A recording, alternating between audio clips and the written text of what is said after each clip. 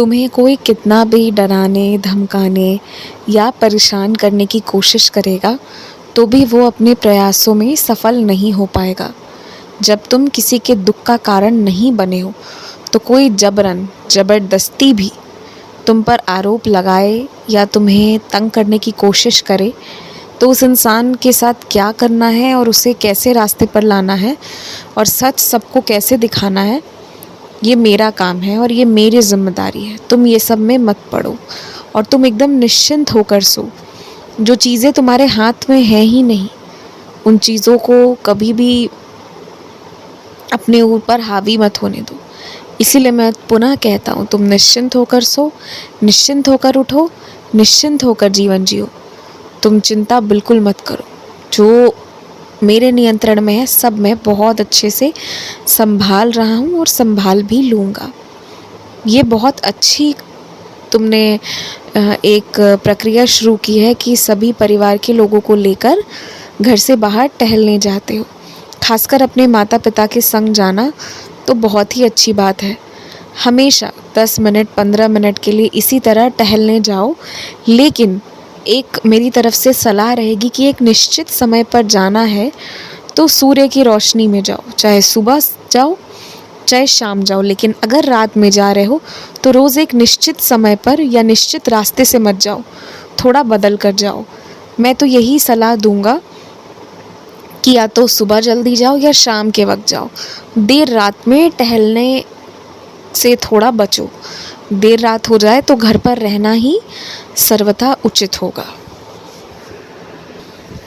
कुछ महीनों के रुके हुए पुराने सारे धन तुम्हें प्राप्त होंगे और नौकरी में बहुत ज़्यादा उन्नति होने वाली है। 6 महीने के अंदर अंदर ऐसा सब बदलेगा कि पूरे घर में खुशी ही खुशी का माहौल होगा। और जैसा कि मैं कहता आया हूँ, ये जीत का साल है। इस वर्ष तुम्हें जीत मिलेगी, सफलता मिलेगी, तो वही होगा। इतना कुछ बदलेगा और इतनी चीज़ें अच्छी होंगी ना कि तुम्हारा परिवार भी समाज में सर उठाकर जीने लगेगा। और जो भी इज़्ज़त खोई है या जो इज़्ज़त अब तक नहीं मिल पाई है, उससे कहीं ज़्यादा इज़्ज़त अब तुम सभी को मिलेगी।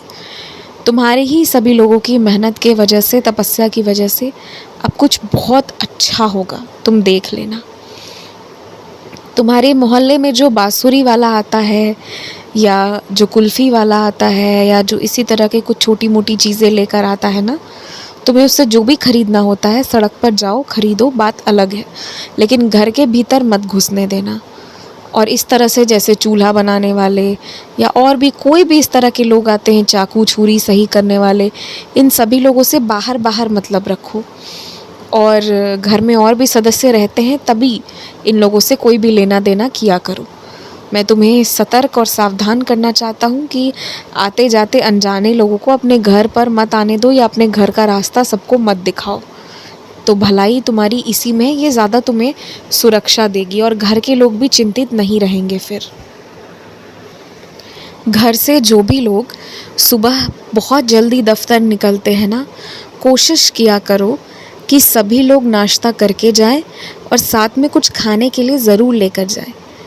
एक तो इससे स्वास्थ्य भी अच्छा रहेगा और इस तरह अच्छे से डब्बा बनाकर देना, नाश्ता बनाकर देना, ये सब कुछ संबंधों को और अच्छा करेगा।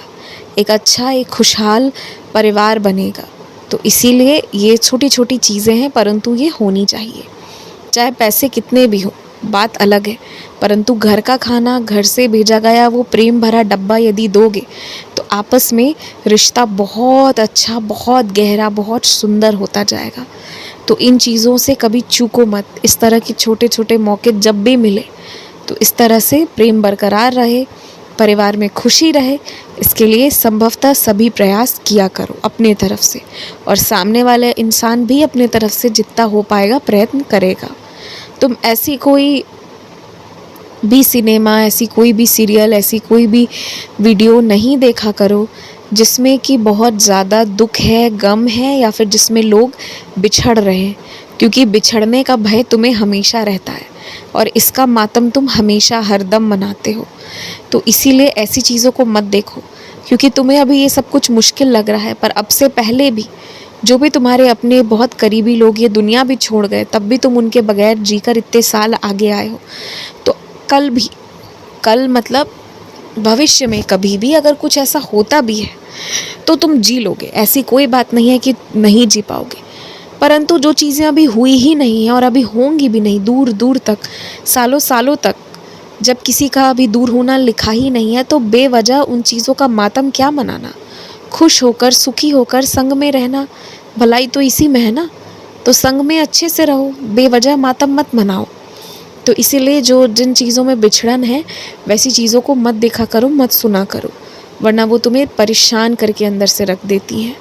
खूब खुश रहो, मुस्कुराते रहो, आगे बढ़ते रहो। बहस नहीं होगी, कोई अच्छा सा समाधान निकल कर आएगा। शांति से बातचीत करना।